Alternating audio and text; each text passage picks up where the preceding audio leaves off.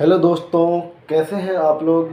स्वागत है आपका अपने यूट्यूब चैनल स्टडी MCQ1M पर।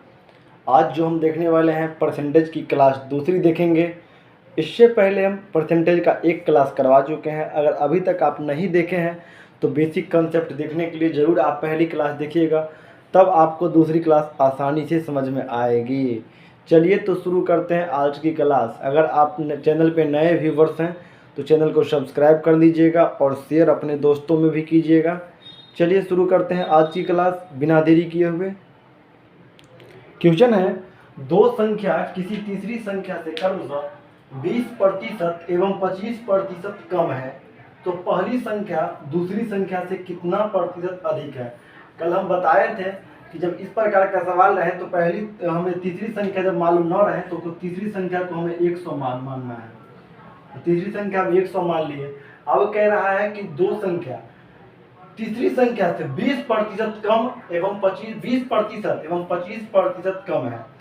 यानी पहली संख्या जो हो गया वो 20% कम है। 20% का मतलब 20, यानी 100 में से 20 कम है यानी 80 है।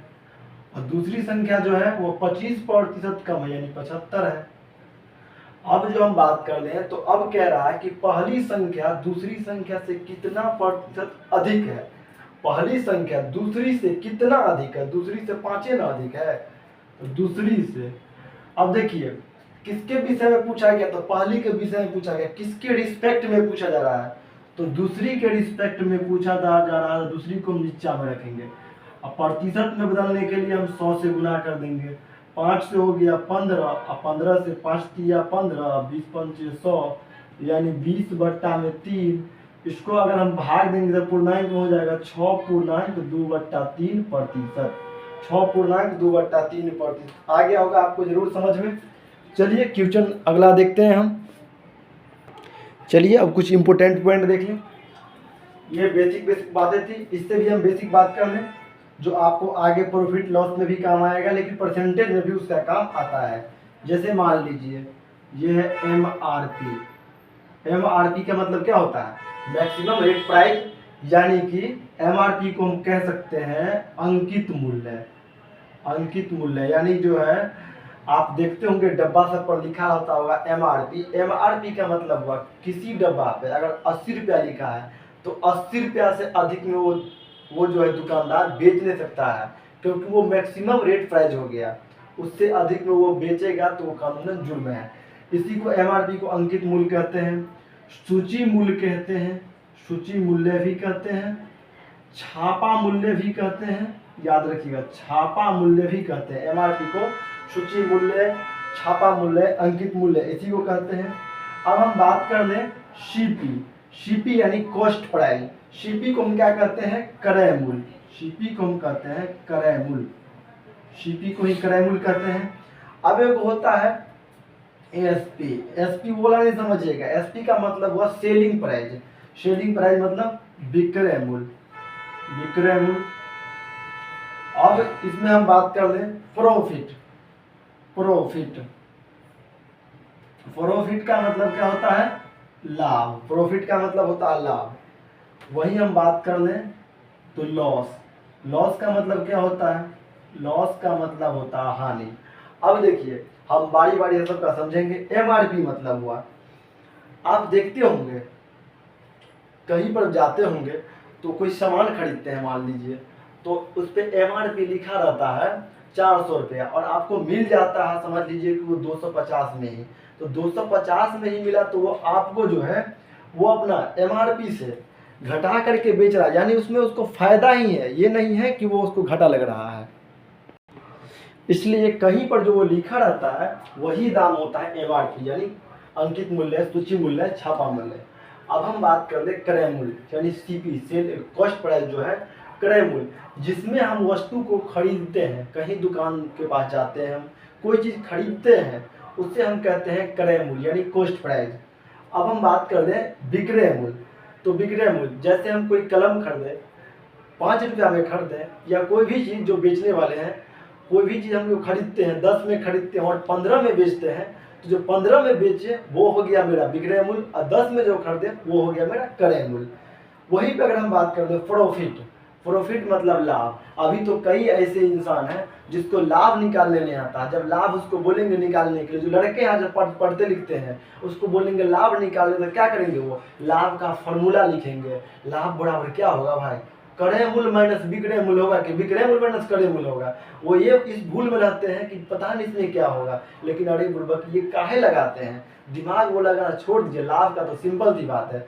अरे भाई अगर हम 10 रुपया में खरीदे हैं तो अगर 12 रुपया बेचेंगे तो लाभ होगा, और 8 रुपया में बेच लेंगे तो हानि होगा। तो उसमें फॉर्मूला लगाने की जरूरतें नहीं है। तो प्रॉफिट मतलब लाभ। लाभ तो हर कोई चाहता है कि हमें लाभ हो। लॉस जो कोई नहीं चाहता है, लॉस कोई नहीं चाहता, हानि कोई नहीं चाहता है। अगर इसी में हम बात कर दें तो ये लाभ का फॉर्मूला, लाभ का अगर फॉर्मूला अगर निकालेंगे तो लाभ का फॉर्मूला क्या हो जाएगा, अधिक में बेचेंगे हम और कम में खरीदे रहेंगे तभी ना हमको लाभ होगा। विक्रय मूल्य माइनस क्रय मूल्य। मान लीजिए हम कोई सामान 200 रुपया में खरीदे और 300 रुपया में बेचेंगे तभी ना हमको लाभ होगा। मान लीजिए हम 200 रुपया में खरीदे हैं और 300 रुपया में बेच दिए तो लाभ हमें यहाँ पर 100 रुपया हुआ ना। तो इसी प्रकार फिर हम हानि का अगर फॉर्मूला लिखेंगे तो हानि में क्या हो जाएगा, हानि मतलब होगा कि हम क्रय मूल्य माइनस विक्रय मूल्य। यानी कि हम 300 रुपया में खरीदे और 200 रुपया में बेच दिए, 300 रुपया में खरीदे और 200 में बेच दिए, यानी 100 रुपया का हानि हुआ।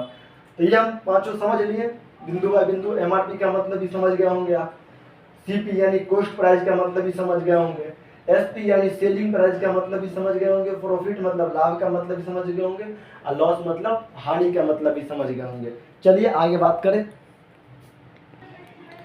जब सीपी, एसपी तथा प्रॉफिट एवं लॉस को रुपये के रूप में दर्शाते हैं तो उसे हम क्या कहते हैं, उसे हम अमाउंट का केस कहते हैं। अमाउंट के केस में प्रतिशत लाभ या हानि हमेशा सीपी पर ही निकाला जाएगा, सीपी पर ही निकालते हैं, याद रखिएगा। अब बात कीजिएगा कि अमाउंट का केस कौन होता है। जैसे मान लीजिए जिस क्वेश्चन में रुपया दर्शाया जाता है उसे अमाउंट का केस कहते हैं, और जिस क्वेश्चन में रुपया नहीं दर्शाया जाता है उसे हम भाव का केस कहते हैं। जैसे मान लीजिए कोई व्यक्ति 500 रुपया में कोई सामान खरीदता है और 550 रुपया में बेचता है तो उसे हम क्या कहेंगे, उसे हम अमाउंट का केस कहेंगे। क्योंकि 500 रुपया में खरीदा, रुपया की चर्चा है ना, 500 रुपया में खरीदा और 550 में बेचा तो वो अमाउंट का केस हो जाता है। अगर वहीं पर हम कहेंगे कि कोई व्यक्ति किसी को 10 आम दिया और 15 आम वापस लिया, तो आम लिया, पैसा का चर्चा नहीं ना है, रुपया का चर्चा नहीं ना, 10 आम लिया 15 आम वापस दिया, तो ये पैसा का चर्चा इसमें नहीं है, सिर्फ जो है भाव का चर्चा है। 10 आम क्या रुपया में दिया हमें क्या पता, तो इसलिए ऐसे केस को भाव का केस कहते हैं।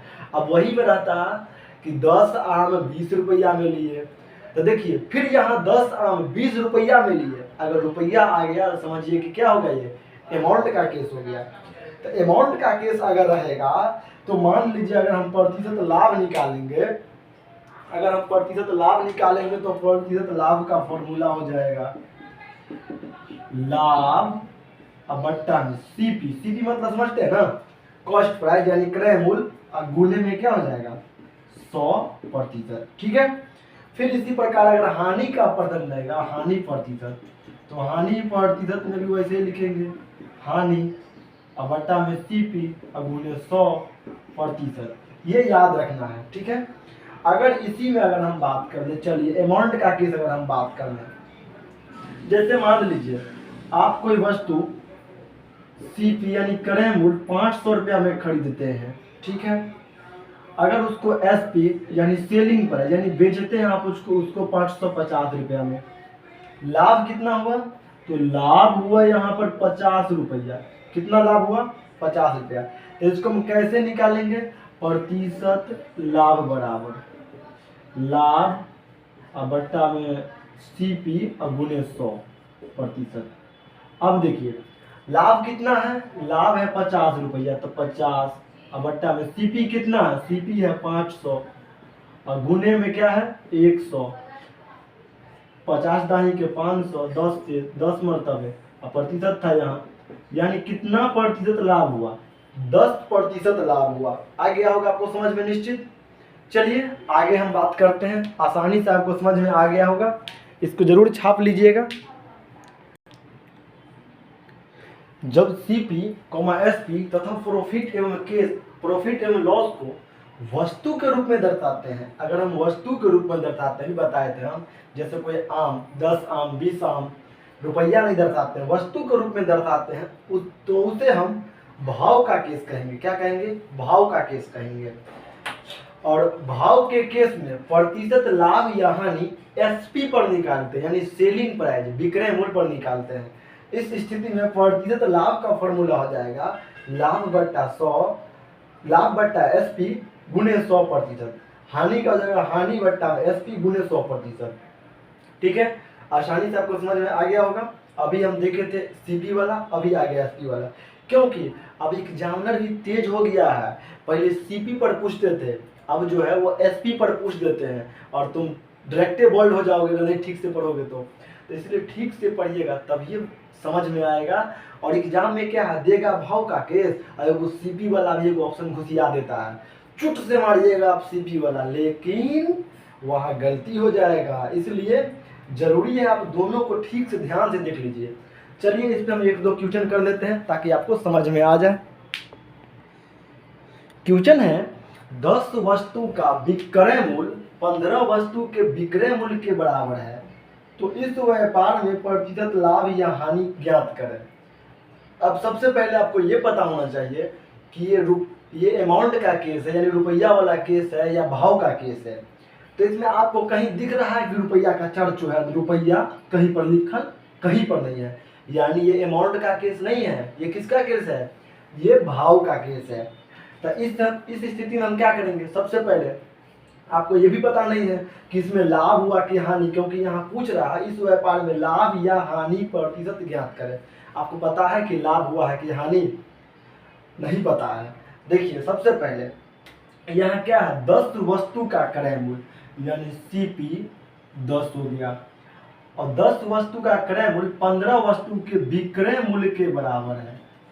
यानी अगर मान लीजिए आप 10 वस्तु खरीदते हैं 20 रुपया में, 10 वस्तु 20 रुपया में खरीदते हैं, और 20 रुपया में आपको 15 वस्तु बेचना पड़ता है, क्योंकि क्या कहा है, 10 वस्तु का क्रय मूल्य 15 वस्तु के विक्रय मूल्य के बराबर है। यानी खरीदते हैं 10 को, 20 रुपया में खरीदते हैं 10 को, अब 20 रुपया में बेचिएगा 15 को, तो घाटा होगा कि फायदा होगा? घाटा होगा। 10 को मान लीजिए खरीदे हैं आप, 8 को बेचिएगा तब ना आपको फायदा होगा। यहाँ तो आप 15 को बेच रहे हैं, तो घोड़े से ना घाटा हो गया। तो घर से घाटा क्या हो गया? घर से घाटा 5 गो हो गया, मतलब हानि हुआ। तो इसमें क्या हो जाएगा, हानि प्रतिशत बराबर क्या लिखा है, हानि बट्टा में हम बताए हैं कि भाव के केस में नीचे में क्या लिखना है, एसपी यानी सेलिंग प्राइस, तो एसपी गुणे 100%। अब देखिए हानि कितना हुआ, हानि हुआ है 5 गो वस्तु का। एसपी कितना है, एसपी है 15 और गुणे में है 100, अब 5 एकम 5 और 5 तिया 15, ये हो गया 100/3। जब भाग देंगे तो हो जाएगा 33.1/3%। 33.1/3% क्या हुआ, हानि हुआ। 33.1/3% हानि हुआ। चलिए ये भी लिखिए दे रहे हैं। समझ में आया ना? समझ में आया तो कमेंट जरूर कीजिएगा। चलिए अगला भी देख लेते हैं क्या कहता है।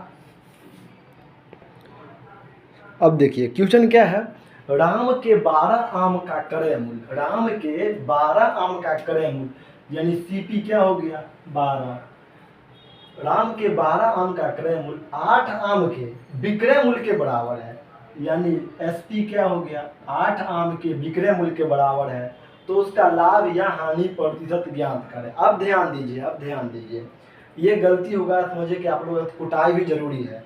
देखिए 12 आम खरीदता है, 12 आम मान लीजिए, चलिए 12 रुपया में खरीदे हम, 12 आम हम 12 रुपया में खरीदे, और 12 रुपया में हम 8 गो आम बेचते हैं। खरीदते हैं 12 रुपये में 12 गो आम, और 12 रुपये में बेचते हैं 8 गो आम, तो यहाँ तो हमें फायदा वाली बात है, फायदा हो रहा है ना, क्योंकि हम खरीदे 12 रुपये में 12 गो, अब बेच रहे हैं 8 गो, तो 4 गो आम तो हमको ऐसे ही फायदा हो गया ना। तो फायदा मतलब लाभ, तो लाभ प्रतिशत यहाँ निकलेगा, तो लाभ बट्टा में SP, क्योंकि भाव का केस है, पैसा का तो कहीं चर्चा नहीं है, भाव का केस है तो SP देंगे। गुने 100%। लाभ कितना है? 4 गुआम, SP है 8 और गुने 100, 4 दूनी 8, 50, यानी 50% क्या होता है? 50% लाभ होता है। आया समझ में? 50% लाभ होता है। चलिए, तो आज टेस्ट के तौर पर यानी आपका सनेश जो है मिल गया है। सनेश के रूप में आप इस क्वेश्चन को बनाइएगा। इसमें डिजिट हम चेंज कर दिए हैं, बना के लाइएगा, बनाइएगा और कमेंट कर दीजिएगा, हम देख लेंगे। बस वीडियो कैसी लगी ज़रूर कमेंट कीजिएगा। अगला वीडियो में इससे बेहतर क्वेश्चन सब आएगा और लेवल थोड़ा थोड़ा बढ़ता जाएगा। चलिए, आज की क्लास यहीं समाप्ति करते हैं। जय हिंद, जय भारत, वंदे मातरम।